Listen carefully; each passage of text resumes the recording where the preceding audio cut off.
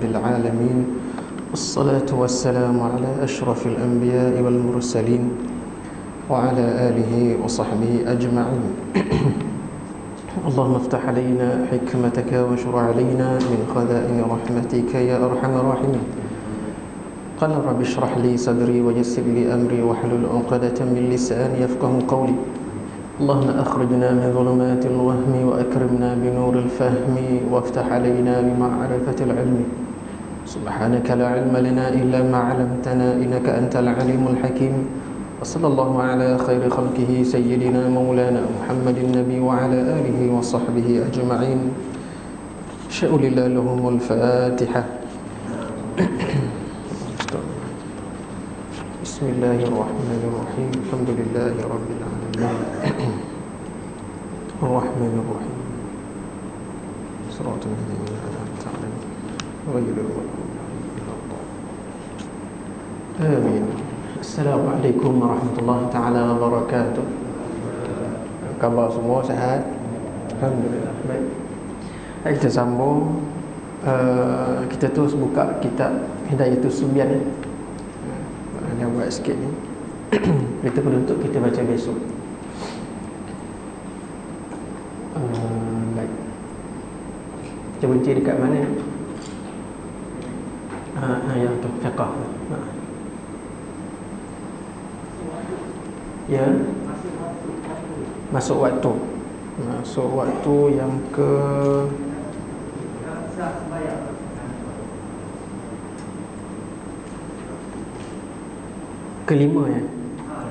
kelimanya. Baik.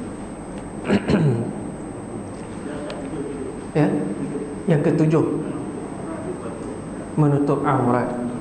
Baik.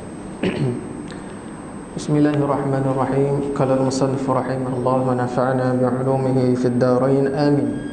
Baik, yang ketujuhnya iaitu yang ketujuh daripada syarat sah sembahyang ada 9.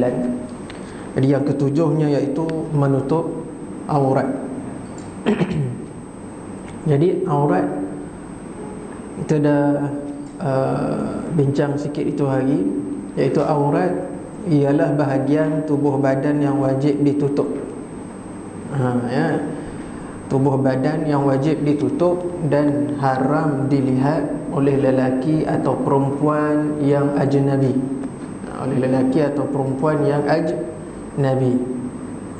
Jadi aurat lelaki dengan perempuan berbezalah mengikut keadaan. Beza ikut keadaan. Baik, jadi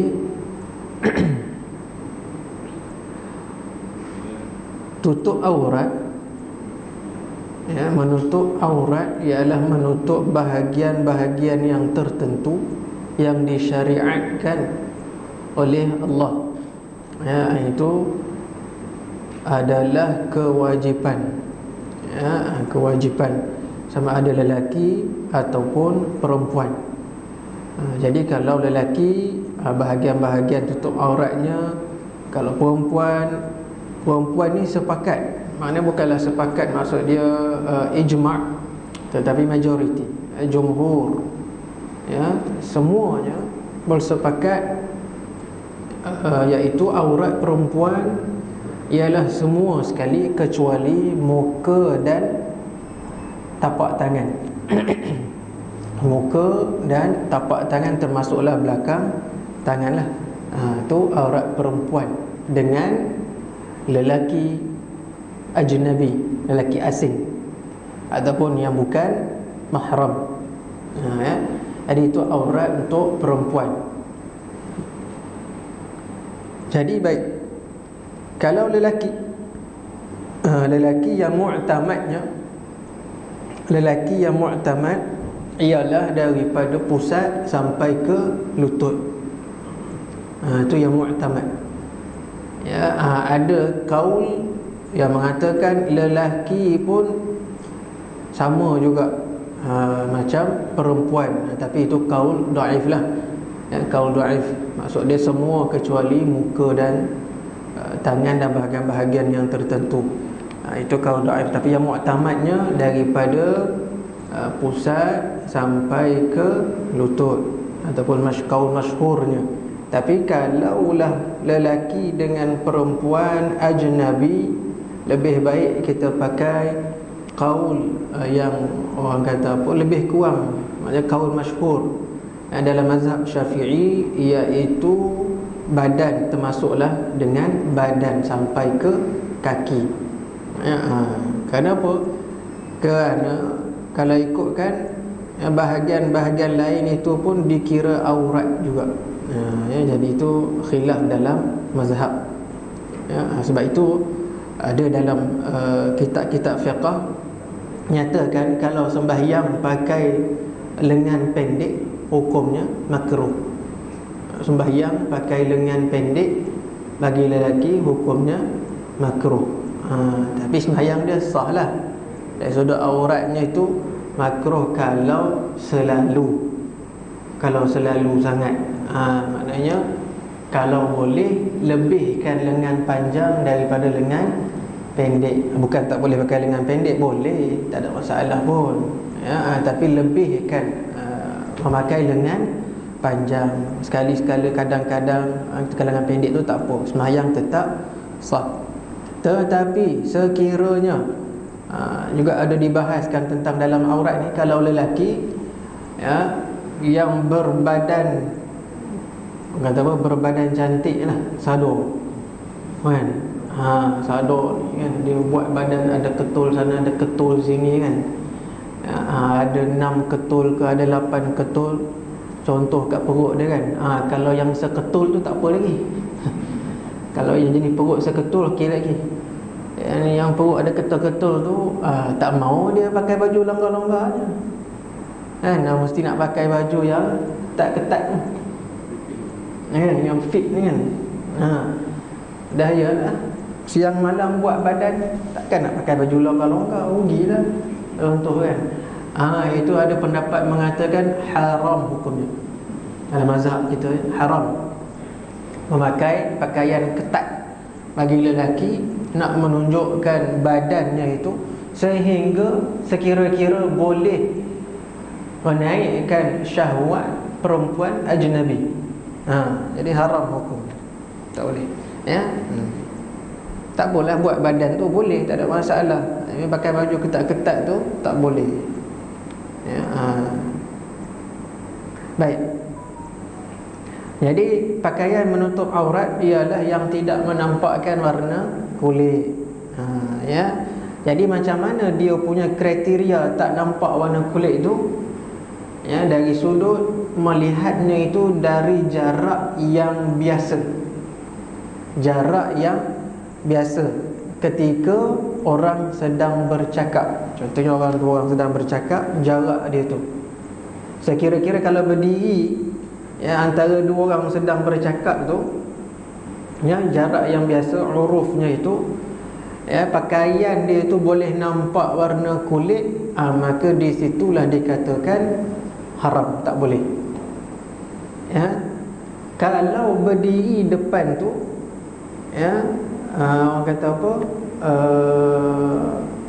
tak nampak berdiri tu, tak nampak lagi warna kulit. Tapi kalau pergi perhati dekat elok-elok depan-depan baru nampak, itu tak apa, tak ada masalah.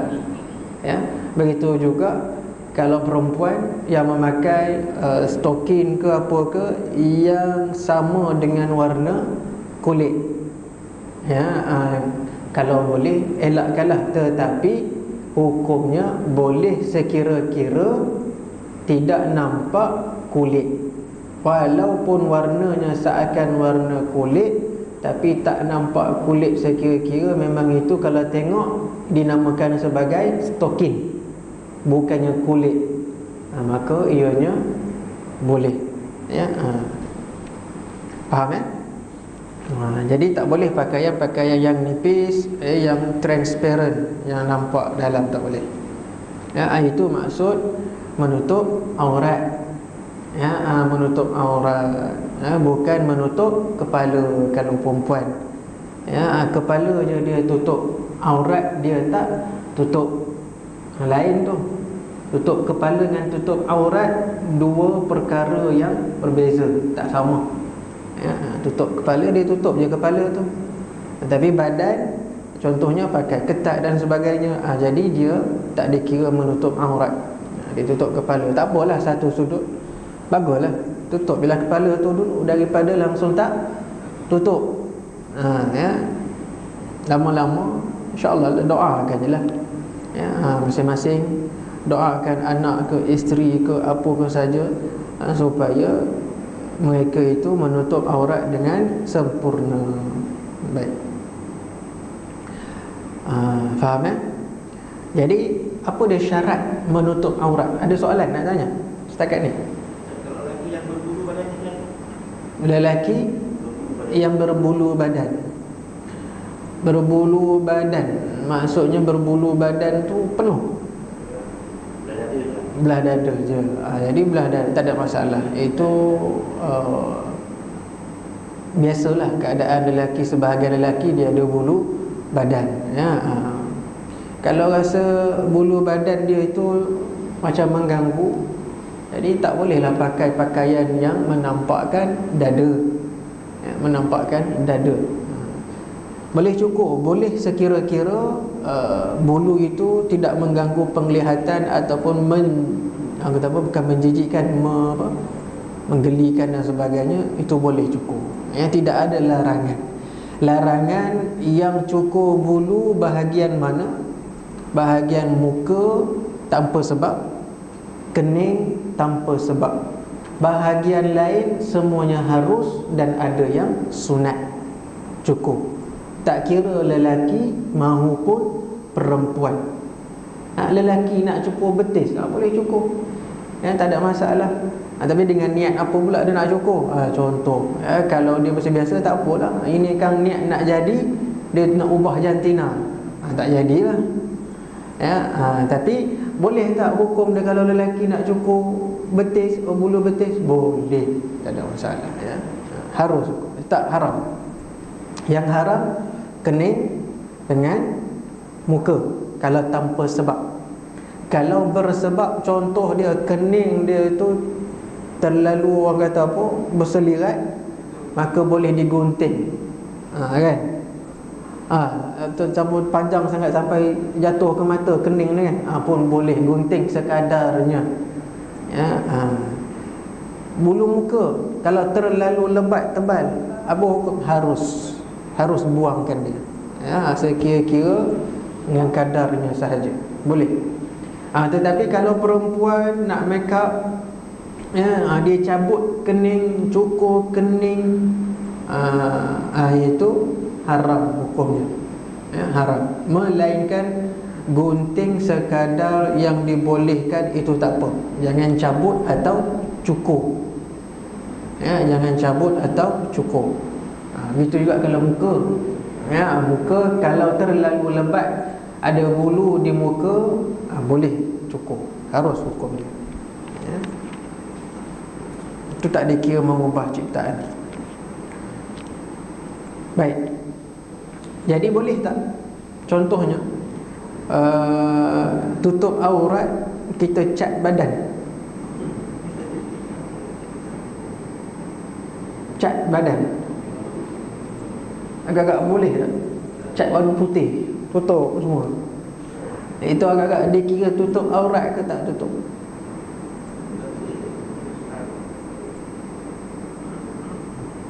Tak boleh ya, tak dikira ya, tak dikira ya. Jadi cat badan ke tutup tak dikira sebagai menutup aurat ya. Baik, jadi itu aurat yang orang kata apa, aurat luar, bukan di dalam sembahyang. Aurat luar lah. Aurat dalam sembahyang, dia lagi inilah, lagi apa, lagi straight sikit. Tapi lebih kurang sama je, lebih kurang sama. Jadi aurat, dikatakan aurat itu ialah yang dipandang dari sudut atas dan sisi ataupun keliling ya, atas dan keliling. Kalau daripada bawah, itu tak dinamakan aurat ya. Macam orang sujud, lelaki sujud dia pakai kain plekat, jadi nampak betis, nampak peha. Yang batal tak sembahyang dia masa dia sujud? Nampak betis, nampak peha, ya? Batal ke tak? Tak batal. Haji Makno kata tak batal. Ya? Siapa yang batal tu? Yang tengok ke yang kena tengok? Ya, baik. Ni daripada atas, daripada sisi, daripada bawah. Daripada bawah tak dikira aurat walaupun dia sujud. Ya, ini tetap dikira bawah walaupun kita terbalik kan. Ini kan. Jadi daripada bawah walaupun daripada belakang tapi dikira bawah. Jadi tidak membatalkan sembahyang. Ya. Kain terselak tinggi sangat, cepat-cepatlah tutup. Tak batal. Jangan dibiarkan je. Kena pula dia tak pakai pakaian dalam tu, sudah pensan makmum belakang tu. Ya, jangan. Kalau terselak walaupun bukan ketika sujud, ya, angin tolak, cepat-cepat tutup dengan tangan, maka sembahyang masih lagi sah. Cepat-cepat tutup. Ya.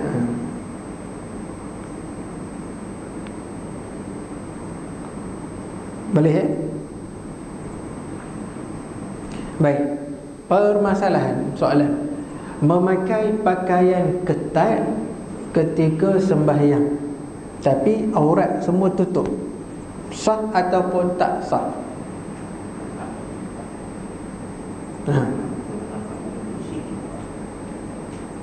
Kalau dia sembahyang seorang, sah tak? Ya? Sah. Sah. Baik. Sembahyang dia sah tetapi makruh. Ya, sembahyang dia sah tetapi makruh. Dia pakai yang pakaian ketat sama ada lelaki ataupun perempuan. Tetapi kalau sesama lelaki sah juga makruh. Kalau sesama perempuan sah juga tetapi makruh. Ya, kalau perempuan yang dia tak ada bawa telekung tapi dia nak sembahyang, ya, dan dia pakai agak ketat contohnya, ya, contoh pakai seluar jin ketat ke apa ke, tapi dia nak sembahyang juga. Yang lain-lain semuanya dia tutup.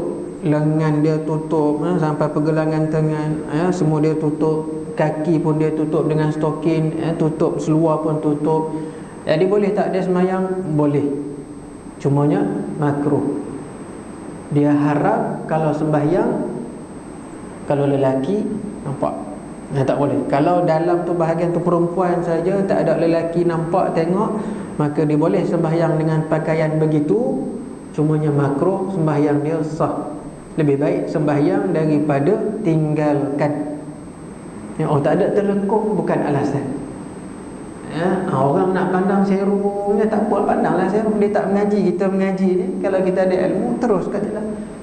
Telekung tertinggal ke, tak ada telekung ke dekat tempat tu, sembahyang. Ya, tak ada masalah. Jangan tinggal. Ya, boleh. Ya.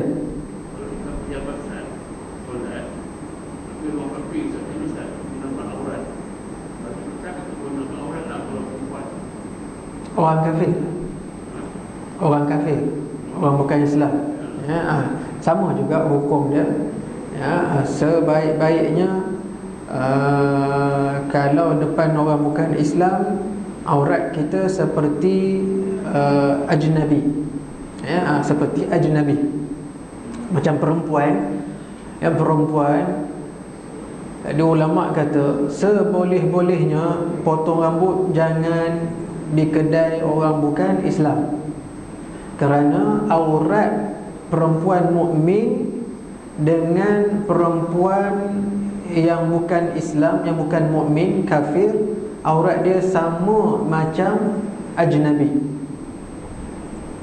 Itu kaul yang muktamad lah. Tapi kalau darurat sangat tak boleh nak elak, ya, maka boleh. Ya, kalau tak boleh nak jaga sangat dah, susah nak jaga, contohnya pelajar universiti, dia punya apa dia roommate dia kan, kawan sebilik dia itu bukan Islam, setiap masa nak pakai tudung tak boleh darurat, tak apalah, pasal ada kaul yang mengatakan tak mengapa. Tapi kalau kaul yang muktamadnya katakan tak boleh. Ya, tak apalah tu. Tapi kalau boleh cari kedai yang bukan kedai yang orang Islam lah. Kalau perempuan potong rambut lelaki tak apa, perempuan ya. Sebab lelaki kepala rambut bukan aurat ya. Beza dia yang ketat dengan yang nipis menampakkan tubuh ataupun kulit. Yang ketat tadi tu dia tak nampak kulit ya, tapi kalau dia tak ketat, longgar tapi nampak kulit, tak sah sembahyang ya, tak sah sembahyang, haram hukumnya ya, tak boleh. Beza kan? Boleh. Ada soalan lagi?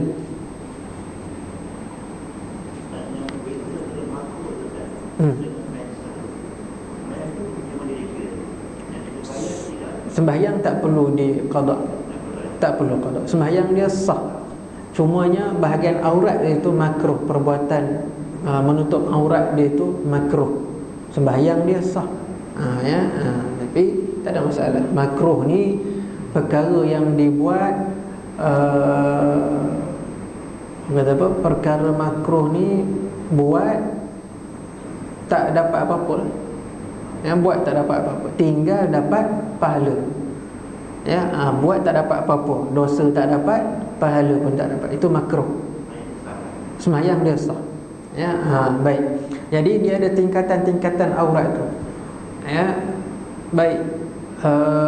Contoh kita seorang-seorang ya, tak ada pakaian nak tutup aurat. Ya. Contoh dalam hutan. Macam mana ni nak sembahyang, baju kena najis ya, baju kerja najis, ataupun tak ada baju, ada seluar pendek kalau lelaki, macam mana tu? Ya.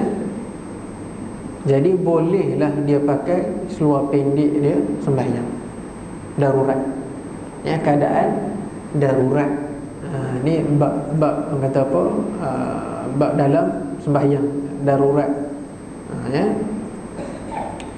Jadi ini yang dibincangkan dalam kitab-kitab fiqh lah ya. Lepas tu pula dibincangnya lagi yang bahagian tutupnya itu depan dengan belakang ada satu je boleh tutup. Bahagian depan je boleh tutup, belakang tak boleh tutup. Yang mana satu nak kena tutup? Bahagian depan sahaja. Apa pun tak ada juga, tak ada sembahyang lah dalam keadaan tak ada pakaian.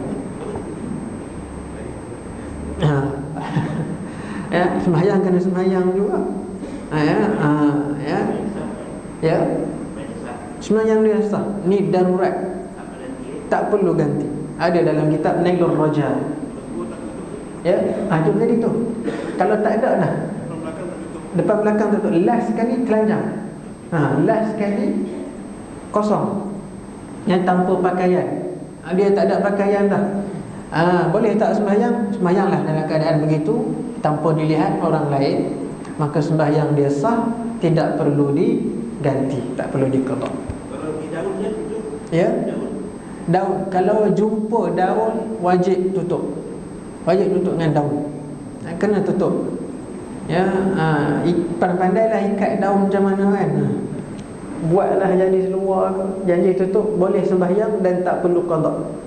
Boleh tengok dalam kitab Jawi pun ada, atau kitab Arab pun ada, dalam syarah Safinatun Najah, kitab Nailur Raja ada sebut tingkatan tutup aurat tu. Ya, baik.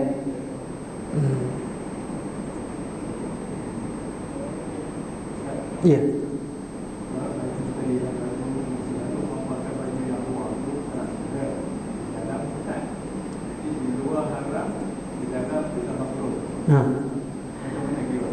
Itu dia dikira makruh.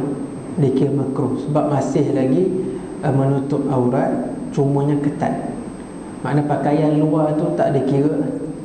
Pakaian luar tak dikira, kita ambil pakaian yang dalam, yang meliputi kulit. yang meliputi kulit. Dia pakai baju, contohnya sarung kan, baju sarung tu orang kata apa, nipis, transparent, nampak dalam dia pakaian ketat. Jadi ni dalam sembahyang cerita ni. Kalau kat luar pakaian tu haram. Ni cerita dalam nak sembahyang. Kalau kat luar tak boleh lah, itu sepakat lah, ulama kata haram pakaian gitu. Ini kalau nak sembahyang, itu je dia ada pakaian, telekung tak ada. Jadi boleh sembahyang, tak perlu diganti. Cuma perbuatan aurat dia tu makruh lah. Kalau boleh tak apa. Kalau darurat tak ada kira apa dah. Itu je. Yang mustahaknya ialah mendirikan sembahyang tu. Mendirikan sembahyang. Cukup syarat dia semua, aurat tak nampak apa, jadi maka sembahyang dia sah. Kalau sengaja, barulah dikatakan makruh. Kalau tak sengaja, dia makruh, tapi makruh yang dimaafkan lah, sebab dia tak sengaja. Selalunya dia bawa telekung, tapi hari tu telekung tertinggal. Nak sembahyang ni, sembahyanglah dengan pakaian itu. Tapi nak kira sengaja tak sengaja, daripada rumah lagi. Dapat memang keluar rumah pakai ketat, siapa suruh? Contoh. Baik. Ada satu permasalahan lagi yang dibincangkan. Sekiranya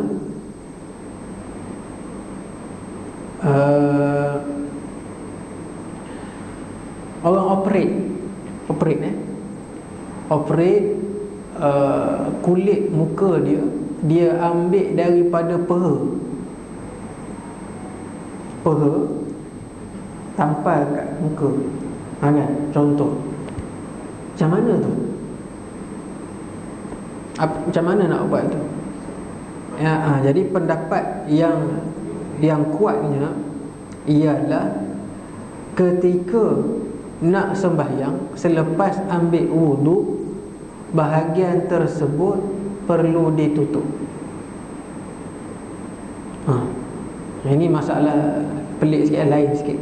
Sebab muka dia tu ada daging bahagian peha, daging bahagian aurat. Jadi pendapat yang masyhurnya dalam mazhab kita ni, waktu dia nak sembahyang kena tutup bahagian tu. Bahagian tu kena tutup. Ya.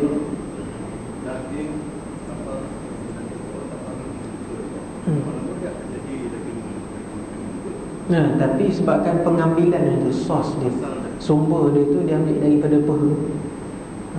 Tu ulama kata kena tutup bahagian situ. Dia kira aurat juga. Bagi orang tu lah. Itu pendapat yang kuat. Tapi ada pendapat yang lemah. Kalau susah kita nak amalkan, makanya tak apa. Tak ada masalah. Dalam mazhab kita juga sebut tu. Pendapat yang kuatnya mengatakan, kalau lagi pula, kalau bahagian tu dia tampal dekat dahi, masa sembahyang kena tutup, tapi masa sujud kena buka.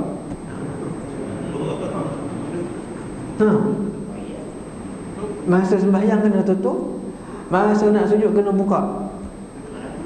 Macam mana? Dia tutup.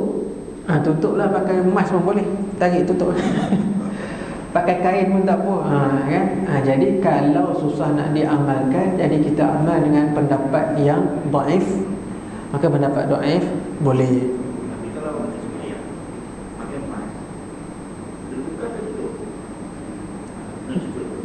Tak apa, tak ada masalah. Nak buka atau tutup boleh. Ada pendapat kata makruh. Cumanya tak ada masalah. Kalau disebabkan oleh sebab. Ada sebab. Kerana hukum fiqh, dia berjalan bil illah. Jadi hukum itu dia yaduru bil illah. Maksudnya dia berjalan sekitar sebab. Bila bersebab, maka hukum-hukum itu dia boleh berubah. Sebab ada sebab. Itu fiqh. Fiqh ni kalau ada sebab dia berubah. Jadi benda-benda itu tengok pada macam kita bersebab. Contohnya sebabnya undang-undang, SOP, ya, dan sekian-sekiannya, makanya jadi fiqh itu dia meluluskan. Jadi bila fiqh meluluskan, tidak ada lagi orang kata bantahan ataupun sebagainya, ya. Jadi kita terima je lah. Jadi fiqh ni dia sebab, itu je, cari sebab kenapa. Sebab tu kita nak kena ada guru, bukannya boleh sembrono je begitu. Ya, macamnya kalau kita contohlah nak buat maulud Nabi, ya, dalam surau masjid, ya, pukul kompang, boleh tak boleh? Jadi perkara itu dibincang oleh ulama. Jadi pukul kompang dalam masjid boleh, sekira-kira tidak ada perkara yang melalaikan ataupun alat yang diharamkan. Jadi tak ada masalah kalau tengok dalam hadis-hadis Nabi, yang mana Nabi SAW dia bawa Sayyidatina Aisyah melihat orang kulit hitam main pedang dalam masjid, ya, dan Nabi tidak melarangnya. Tak ada masalah, ya. Masjid itu jangan ada tempat kelalaian selagi dalam masjid itu dibuat perkara-perkara yang paling-paling kurang harus, sunat dan wajib, ya. Itu tak apa.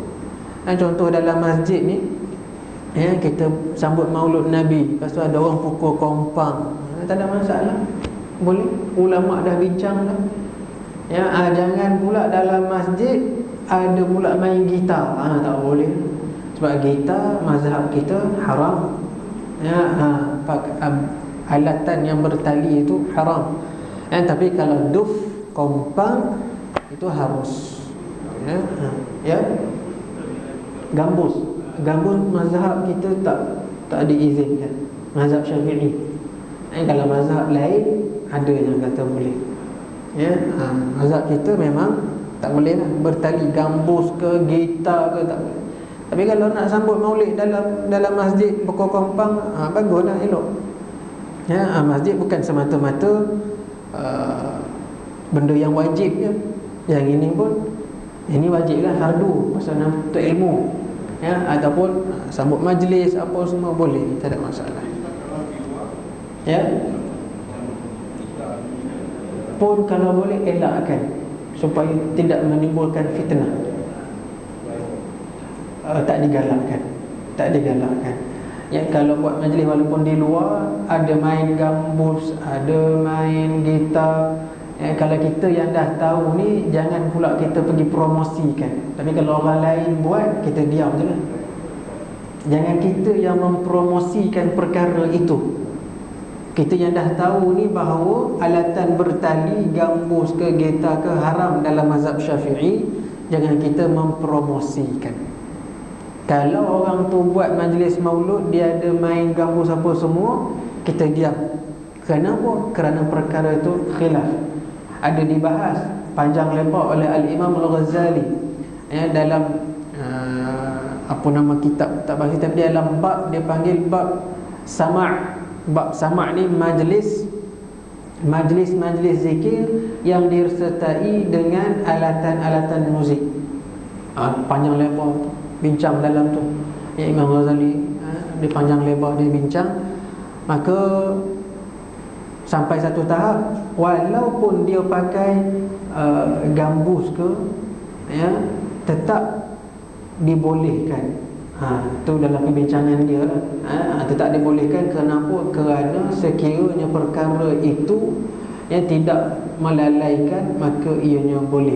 Tapi itu dalam kes yang tertentu sahaja, bukannya boleh dipromosikan, dikempenkan pula, bukan, ya. Banyak bincang tu. Contohnya kalau kita tengok dalam kitab, tak silap dalam kitab I'anatul Talibin, ada sebut nai. Dia macam serunai kan, macam nai, tapi orang Yaman biasa pakai, belah-belah Yaman, ya. Nai itu harus nai. Dia bukan yang seruling yang panjang ke tepi tu kan. Ni yang nai tu kata ada dalam kitab I'anatul Talibin sebut harus, ya.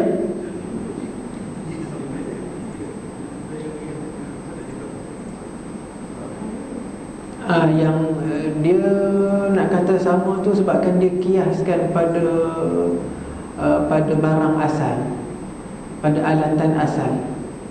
Dia kiaskan pada alatan asal. Sebab itu kalaulah pakai organ pun, organ, bunyi gitar pun, kalau dalam mazhab kita tetap haram hukum dia. Kalau pakai organ tapi bunyi gitar, dikiaskan pada alatan asal. Ada, tahu, tapi kita tak boleh promosikan lah. Kalau dia buat juga tak apa, kita tak melarang dan tidak orang kata apa, menyesatkan sebagainya, sebab itu masih khilaf mazhab. Cumanya bila kita nak berfatwa, kita nak bercakap dengan orang, ya, tak boleh kita promosikan perkara itu. Kita mesti stick pada pendapat mazhab Syafi'i mengatakan perkara itu haram. Bila nak dibahaskan baru kita buka. Selagi tak sampai kepada tahap pembahasan begitu, kita kena tutup perkara itu, jangan bukakan dia, supaya nak mengelakkan fitnah orang awam yang tidak ada landasan ilmu, dia tak cukup. Kalau dalam kelas pengajian macam ni bolehlah kita cerita, tapi kalau di luar jangan. Kalau orang kata ni boleh ke, dia cakap tak boleh kan. Orang tunjuk video, ni duk berkosidah pakai gambus ni kan, boleh ke Datuk? Orang tunjuk kat Datuk kan, Datuk kata tak boleh ni. Datuk kan, haram mazhab Syafi'i, tak boleh. Kan kan, contohlah begitu. Tapi kalau datang dalam kelas pengajian, baru kita cerahkan, baru kita buka. Itu cara ulama-ulama dulu. Bukannya pergi pukul, kompang, gendang, ajak orang kampung, sini, cerita tentang yang mereka tak tahu, tiba-tiba pening. Tak boleh. Sebab kita kena tutup perkara itu selagi mana menjaga pendapat-pendapat dalam mazhab, menjaga adab dengan imam-imam mazhab. Adab tu tak boleh. Ini tak dia buka sampai campur aduk mazhab dan sebagainya. Ya.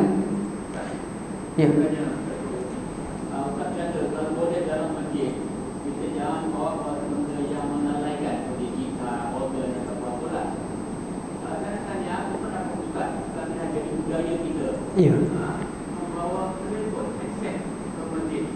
Ini adalah barang yang melalai untuk mengenali macam drama. Baik. Jadi soalan dia tak boleh bawa perkara-perkara yang melalaikan dalam masjid. Soalan tu bagus. Dia bersifat umum, yang datang daripada dalam diri kita, ya, yang nak membuka kepada jawapan yang lebih luas, lebih umum. Baik, apa maksud dia perkara yang melalaikan? Ya, apa dia maksud perkara yang melalaikan itu?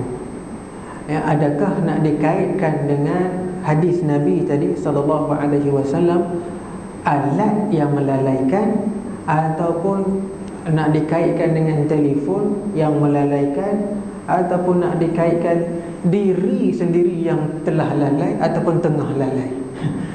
Kalau diri seseorang tengah lalai yang betul, lalai daripada mengingati Allah Ta'ala, adakah dia tak boleh masuk ke masjid? Boleh. Ya, begitu juga handphone perkara satu sudut memang melalaikan jika kita tak pandai menggunakan dia. Tapi kalau gitar, pandai tak pandai, tetap alatan itu haram. Haramnya sebab melalaikan, dan juga berdasarkan nas yang sharih, yang jelas, yang hadis mengatakan bahawa gitar, alatan yang bertali itu hukumnya haram. Jadi handphone boleh bawa, tak ada masalah. Cumanya kena tutup dan jangan buat perkara yang melalaikan dengan handphone tu. Dia buka handphone, bukalah, tak apalah. Tapi kan, dia scroll tu dah lalai sikit dah. Lagi pula dia buka YouTube. Kalau dia buka YouTube, dia tengok ceramah ustaz sekian ke, tak apa lagi. Ini dia buka YouTube, dia layan drama, tak jadi lah. Jadi handphone itu atas tuan dia pula lah pakai macam mana. Ya, jadi handphone ke smartphone ke itu dah jadi satu keperluan untuk kita semua. Ya, kalau emergency payah juga kan. Sekurang-kurangnya bila ada emergency kita tahulah perkara itu emergency, kecemasan. Kalau ada teks ke WhatsApp ke message ke, jadi kita lah yang kontrol. Kita yang kontrol benda tu. Ya, macam kita memang tak boleh lah. Kita tak boleh bawa masuk masjid kita sudah. Ya. Boleh ya? Iya, betul. Ya. Boleh. Sampai ya, sampai. Ada soalan lain? Baik. Dagu wajib tak tutup bagi perempuan ketika sembahyang? Wajib tutup. Wajib tutup. Ya, dagu wajib tutup ketika sembahyang. Baik. Habis itu bab aurat lah. Ya. Panjangnya bab aurat kau tiga dah. Itu pun tak habis lagi sebenarnya.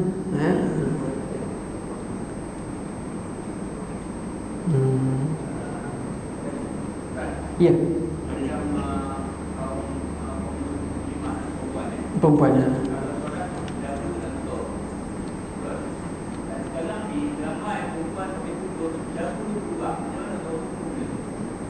Dagu dia terbuka. Ya, tolong tutup lah. Ayalah, baik saja gurau je. Baik. Ya, sebenarnya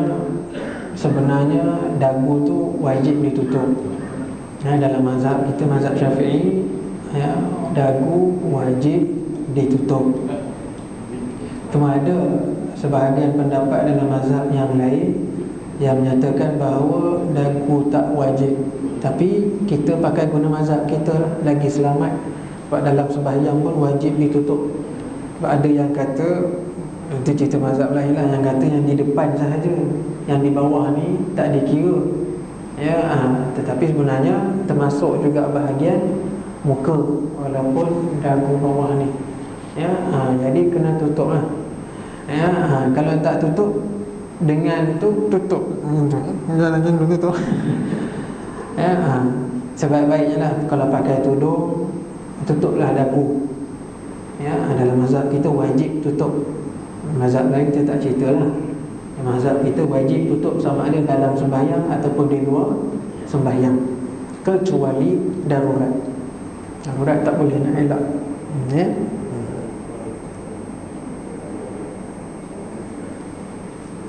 Baik. Kedelapannya mengetahui akan kaifiat sembahyangnya, wallahu subhanahu wa ta'ala a'lam. Sehari satu syarat. Panjang, rugi kalau tak bahas panjang-panjang. Pasal kita ni kelas macam kelas pondok lah. Ya, kelas pondok kan. Pondok dewasa. Dulu tak sempat nak ke pondok. Tak apalah, ini kita mengaji kitab-kitab pondok. Ada soalan?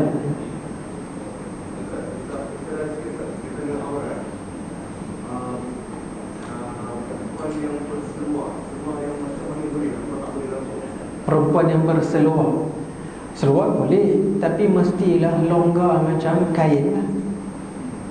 Pakai seluar boleh, tapi mesti dia longgar macam kain. Dia besar lah, lebar lah. Jadi taklah sampai teruk sangat lebar dia tu. Ya, satu side dia boleh masuk 2 kaki. Besar sangat. Tapi dia longgar lah, longgar. Jadi baju itu mesti menutup bahagian sampai ke, kalau boleh sampai ke lutut. Ya, baju itu longgar menutup kalau boleh sampai ke lutut. Seluar tu dah longgar dah, baju tu pun kena longgar.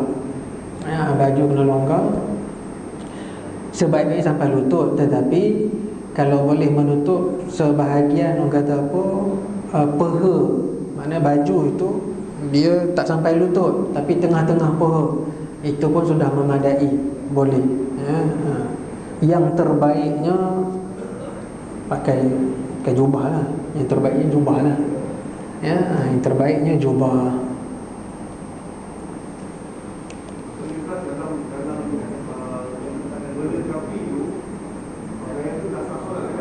Jangan. Nah, pakai ketat pun sah sembahyang. Pakai ketat pun kalau sesama perempuan, kalau dia seorang sah sembahyang. Tapi dia tutup semualah. Pakai ketat. Contohnya lengan dia ni dia pakai handsock je. Tapi tutuplah handsock. Tapi sini ketatlah. Tutup dengan handsock. Seluar jean ketat. Tapi tutup buku lali, dia tutup pula dengan stokin. Semua bahagian semua dah tertutup elok. Dia tak ada telekung macam kita bagi tahu tadi.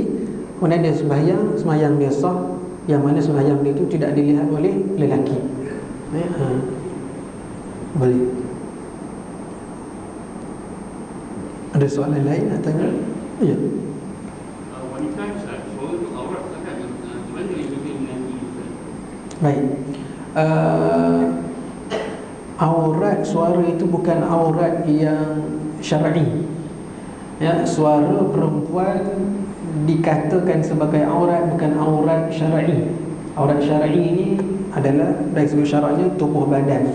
Itu aurat dari segi syarak. Adapun suara itu aurat, maksudnya aurat itu adalah satu perkara yang dibuka dengan suara, dibuka, bukan tubuh badan, tapi dia membuka dengan suaranya itu, sekira-kira yang mendengar itu akan tertarik pada suaranya. Sebagaimana kalau terbuka aurat perempuan itu, maka yang melihat itu akan boleh jadi tertarik. Jadi begitu juga suara. Cuma suara itu bukan aurat dari syaraknya. Maka kalau ikutkan hukumnya itu, kalau kita straight memang tak boleh lah. Tapi ada pendapat yang mengatakan boleh. Yang perempuan hanyalah untuk mengalunkan ayat Al-Quran sahaja yang dibenarkan. Contohnya macam musabaqah, macam pertandingan tadarus Quran, tadarus ataupun tahfiz, hafiz. Walaupun dia tidak mengalunkan lagu bayati ke, lagu hijaz ke, lagu sikah ke kan. Kalau hafiz dia baca tadwir. Hafiz bacaannya tadwir kan. A'udzu billahi minasyaitonir rajim. Itu tadwir kan. Kalau musabaqahnya itu dia pakai tartil, tahapnya tartil. Tartil itu dia lambat sikit-sikit kan. A'udzu billahi minasyaitonir rajim. Itu tartil. Jadi untuk baca Quran dibolehkan. Ada pendapat kata dibolehkan. Selain daripada itu tak boleh, walaupun bernasyid. Kalau nak selawat sesama dia sahaja, bukannya ni biar tontonkan pada ramai. Boleh nak buat selawat qasidah muslimat sahaja, boleh, tak ada masalah. Sebab itu perempuan tak boleh menjadi imam ataupun menguatkan suara walaupun sesama dia. Sekiranya kalau tempat tu ada lelaki, dia sembahyang bahagian perempuan pun tak boleh. Kenapa? Bahagian tu ada lelaki, walaupun tertutup, melainkan suara dia memang orang tak dengar dalam bangunan, baru dia boleh kuatkan. Baru dia boleh baca kuat supaya tidak timbul fitnah. Tak timbul fitnah. Kita ni biasalah, sedapnya suara dia kan. Itulah. Ya. Jemaah marhaban. Lelaki tak ada masalah. Pun boleh. Boleh. Suara dia tu. Suara dia kalau boleh sesama perempuan lah. Jangan campur kalau boleh. Sebaik-baiknya. Sebaik-baiknya. Tetapi taklah straight sampai macam tu sekali. Sebab ada pendapat mengatakan boleh. Marhaban. Macam qasidah. Tapi sebaik-baiknya elakkan. Tapi kalau dia dah mengalun sedap tu, umur dah 60-70, Okey lagi ke macam mana? Ya. Kalau yang marhaban tu umur 20, 30 lain macam Pak Haji. Umur 60 muka macam 20, itu kena tepuk dada tanya diri sendiri lah. Allah Akbar. Ya. Wow, belakang ada soalan?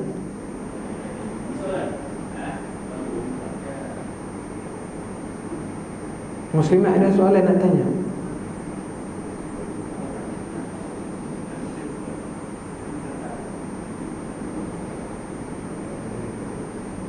Kalau ada kena cakap kuat sikit lah. Ke tak ada? Oh tak ada. Semua dah geling lah. Ya. Wangian. Wangian, lelaki sunat memakai wangian. Perempuan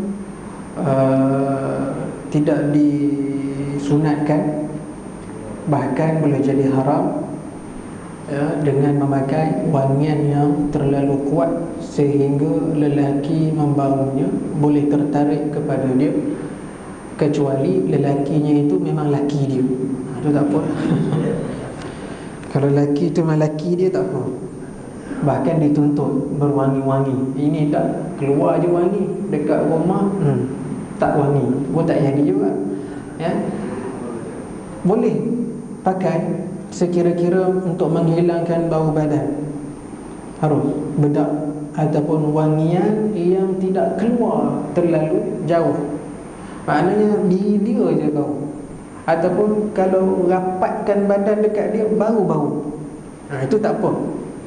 Ya, kalau perempuan dia berjalan dia dah bau 5 meter pun dah bau, 10 meter pun dah bau, haram hukum dia. Jadi jangan tak pakai langsung.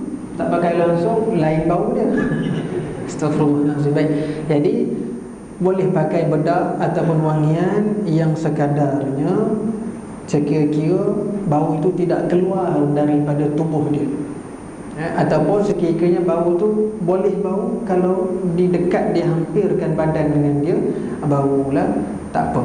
Kalau jauh-jauh dah bau, tak boleh, haram hukum dia. Lelaki sunat pakai dengan mengikut ittiba'un Nabi, sunnah Nabi SAW.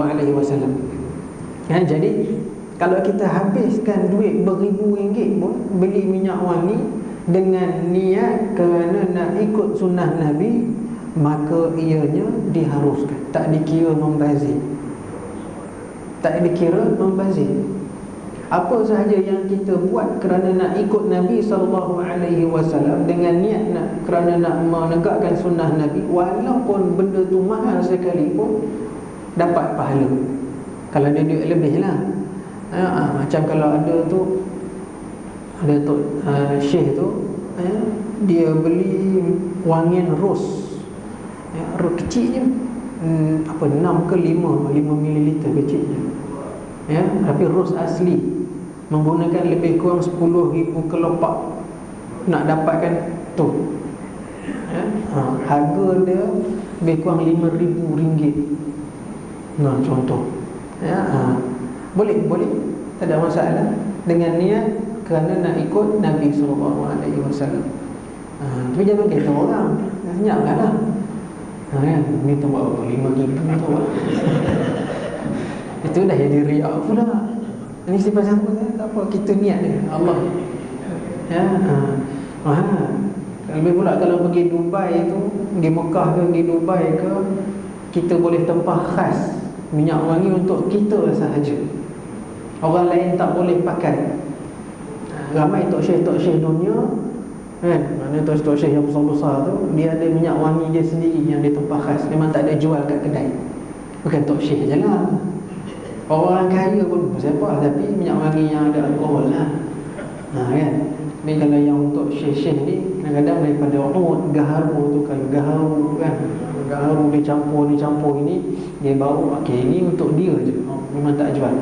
Harga sebotol besar ni lebih kurang RM10,000 jual. Dia pakai, dia tak jual. Atau nak order lagi, nak pergi Dubai. Dubai banyak, ataupun di Mekah pun ada. Ada soalan lain nak tanya? Ya. Sekejap ya, Haji sana dulu. Ya. Plastik surgery. Yang haram itu hanyalah tujuan untuk kecantikan, semata-mata kecantikan, haram. Ya. Yang diharuskan adalah untuk memperbetulkan yang rosak sahaja. Contohnya sumbing, bibir sumbing, kemudian dibuat pembedahan, betulkan, itu boleh. Ya, ataupun mana-mana bahagian-bahagian yang memang rosak, pada kita rosak lah, ya, ataupun cacat, nak membetulkan sahaja yang itu diharuskan, boleh. Ini elok semua, dia pergi ubah pula, ya, yang kembang jadi mancung, yang nipis jadi tebal, contoh. Itu tak boleh. Tujuan kecantikan semata, hukumnya haram. Ya, hukumnya haram buat surgery yang itu. Ya. Surgery yang lain, sekadar untuk membetulkan, itu harus hukumnya. Ya. Ya. Muslimat dalam solat tak disunatkan, memakai wangian. Ya. Untuk suami bahkan diwajibkan, ada ketika diwajibkan untuk suami.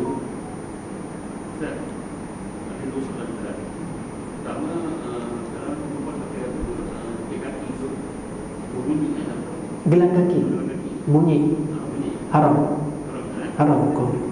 Ya, memakai gelang kaki yang berbunyi berdasarkan hadis Nabi SAW. Ya.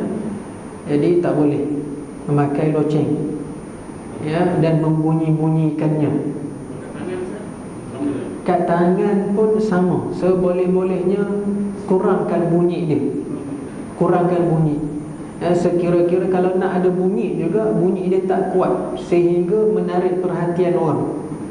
Kalau dia hantar je kaki itu kleking-kelekung, bunyi tak boleh. Ya, ada berjalan dia kelingung, menarik perhatian orang, dia tak boleh.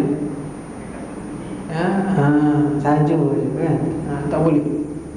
Pakai gelang kaki boleh, perempuan boleh gelang kaki. Ya, cumanya jangan yang berloceng, yang bunyi kuat. Kalau boleh buang dia loceng tu. Ya, untuk apa? Dah macam baby dah kan, pakai kasut nyeh bunyi itu. Itu dah besar. Ya, beza bunyi je. Ada soalan lain? Satu lagi.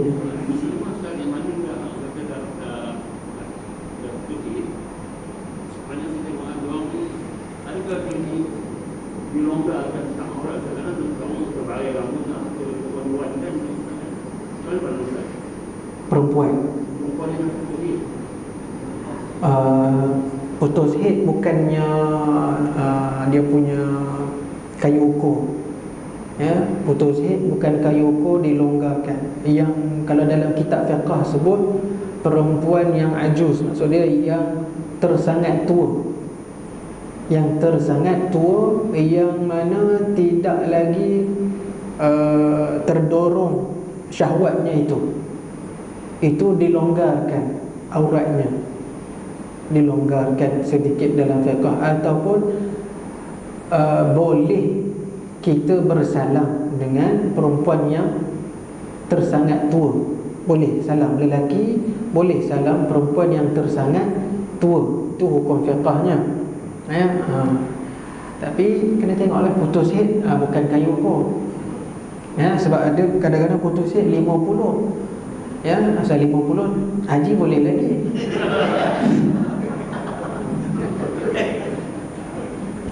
Jadi putus head bukannya kayu ukur dia. Ya. Gurau.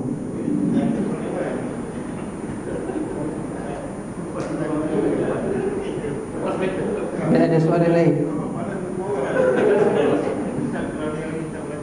Ya? Tak ngantuk ini lagi. Allah Akbar. Besok mesti ngantuk dia. Astagfirullahaladzim. Baik, sini ada soalan? Bolehlah kita baca kat sini dulu ya. Nanti kita jumpa besok insya-Allah. Allah Subhanahu wa taala alam. Bismillahirrahmanirrahim. Alhamdulillahirabbil alamin wassalatu wassalamu ala asyrafil anbiya'i wal mursalin wa ala alihi wa sahbihi ajma'in.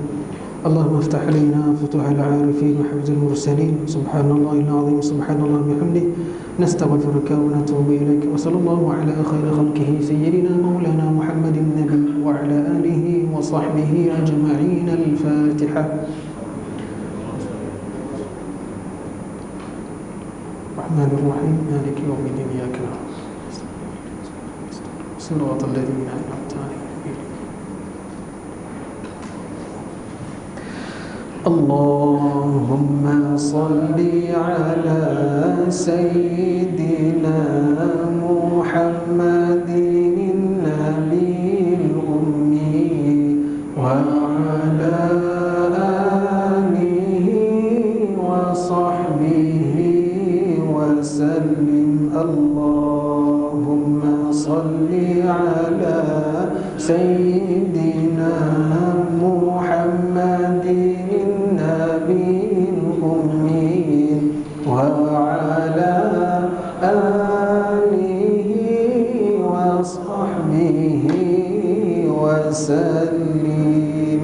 صل وسلم يا ربي على حبيبك محمد وعلى جميع الأنبياء والمرسلين وعلى آل كل وصحب كل أجمعين. آمين آمين آمين والحمد لله رب العالمين. Terima kasih semua. Assalamualaikum warahmatullahi taala wabarakatuh.